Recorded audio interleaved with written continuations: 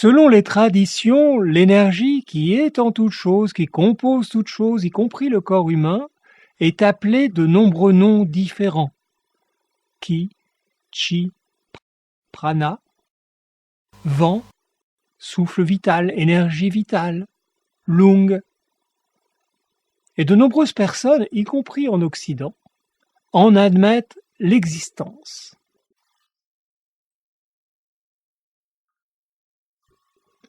Si vous n'êtes pas familier avec cette notion d'énergie, essayez de vous souvenir si parfois en entrant dans un lieu naturel ou construit par l'homme, il ne vous est pas arrivé de vous sentir d'un seul coup comme porté, plein d'énergie, de vitalité, de force, ou alors à l'inverse, complètement épuisé, fatigué, alors que quelques instants auparavant, vous étiez tout à fait bien. Alors si une telle expérience vous est arrivée ne serait-ce qu'une seule fois, alors c'est que vous avez ressenti ce jour-là l'énergie qui se dégageait de ce lieu à ce moment.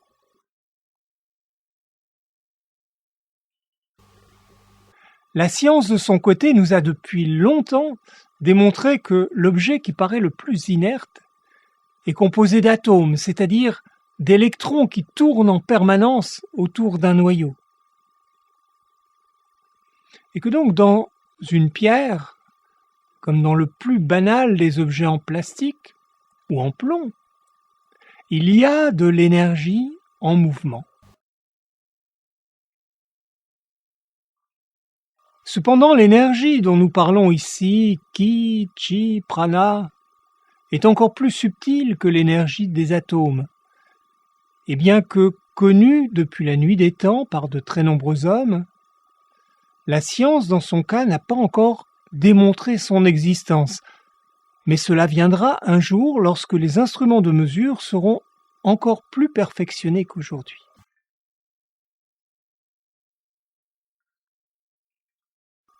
Il est très important d'augmenter vos capacités énergétiques et je vois à cela 3 raisons principales. La première, c'est que notre corps énergétique entretient un lien très étroit avec notre corps physique. Et certaines traditions tibétaines disent d'ailleurs que la maladie apparaît d'abord dans notre corps énergétique avant d'apparaître dans notre corps physique. Favoriser un bon équilibre énergétique contribuera donc à la bonne santé de votre corps physique, en évitant que les maladies ne s'installent et en aidant à leur guérison. Attention, cela ne veut pas dire de ne pas aller voir votre médecin. Au contraire, il faut aller voir votre médecin chaque fois que c'est nécessaire et suivre attentivement ses prescriptions.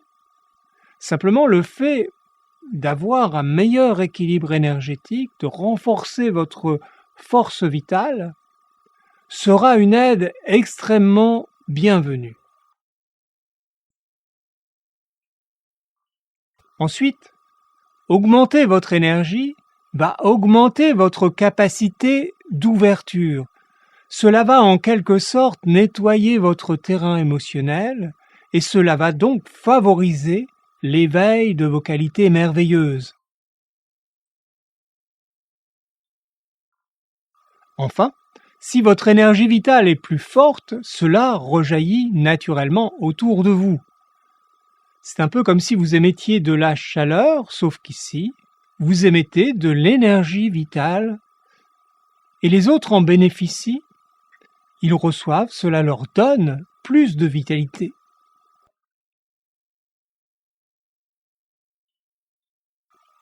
Alors les pratiques, Reiki, Tao, Yoga, Tai Chi, acupuncture, Shiatsu.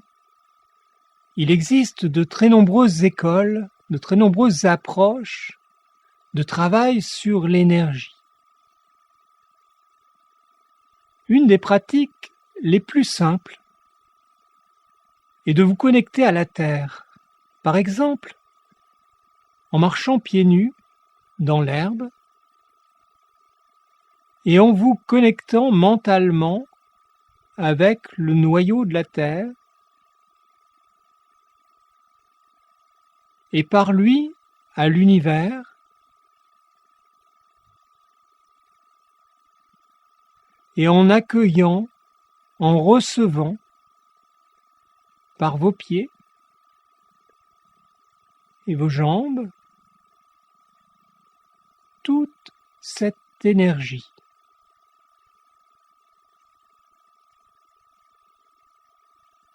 Vous pouvez aussi vous allonger sur le sol, sur le dos ou sur le ventre, et imaginer que vous ne faites qu'un avec la terre. Et vous accueillez son énergie dans tout votre corps. Une autre pratique très simple est la suivante. Vous êtes debout, les pieds écartés l'un de l'autre de la largeur de vos épaules, les genoux légèrement pliés, le bassin légèrement basculé vers l'avant pour avoir une colonne vertébrale bien droite, sans cambrure, et vos mains sont posées sur le nombril.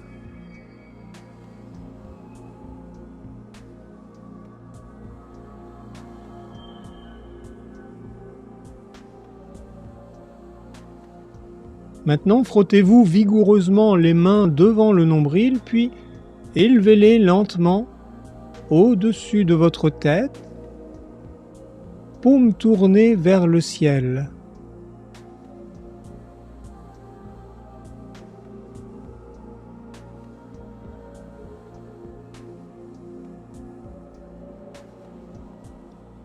Mentalement, imaginez que vous êtes relié au soleil, aux planètes,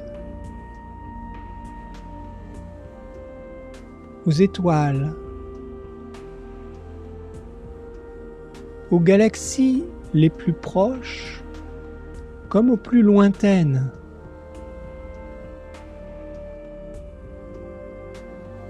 Et que toutes ces énergies entrent en vous par la paume de vos mains et le sommet de votre tête.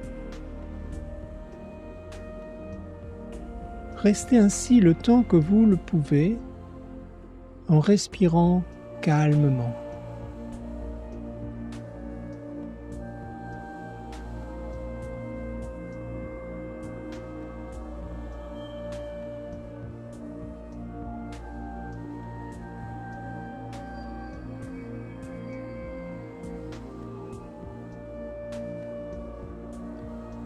Puis abaissez lentement les bras et dirigez maintenant la paume de vos mains vers la terre.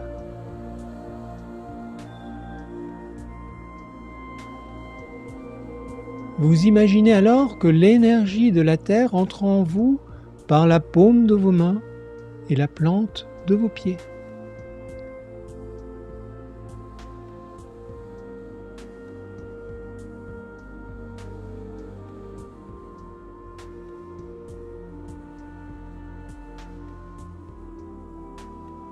Dans les deux positions, vous pouvez ressentir par exemple de la chaleur ou des fourmillements dans vos paumes.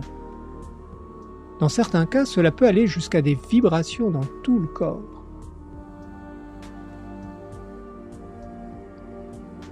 Après quelques minutes, posez les mains sur le nombril afin d'y concentrer et d'y conserver l'énergie. Restez aussi quelques minutes dans cette position.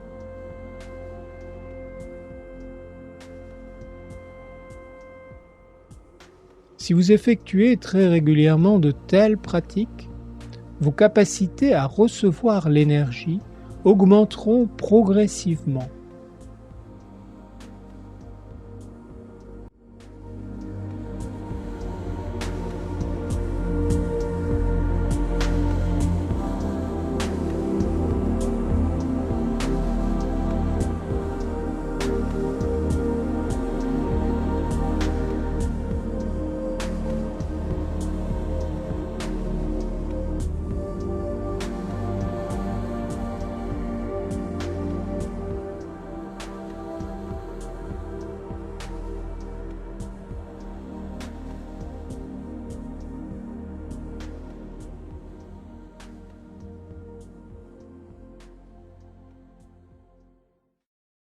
Une pratique comme le Reiki vous permettra, dès le niveau 1, si vous devenez praticien, d'amplifier de façon importante et très rapidement votre capacité à recevoir cette énergie.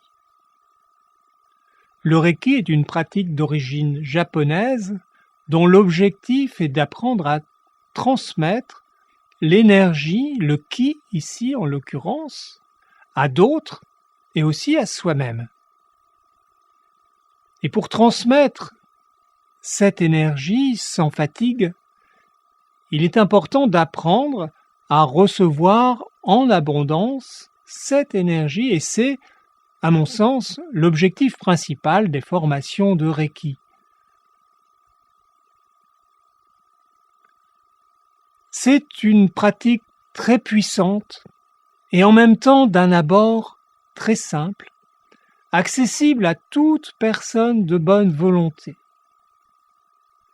J'enseigne le Reiki depuis 2006 et je suis toujours enthousiasmé par la qualité des séances que donnent les élèves et cela dès le premier niveau.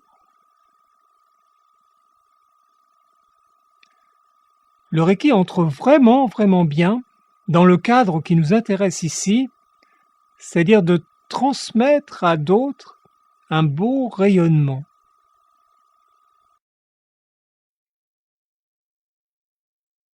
Les traditions orientales nous disent que l'énergie circule dans notre corps par de très nombreux canaux.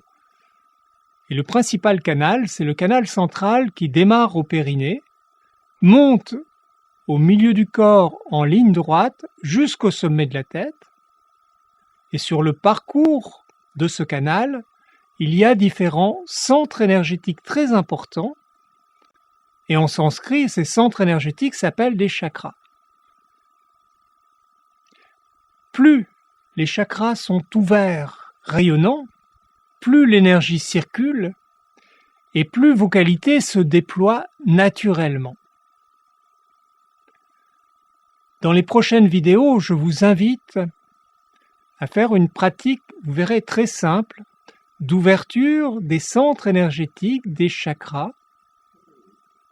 Alors je vous dis à bientôt.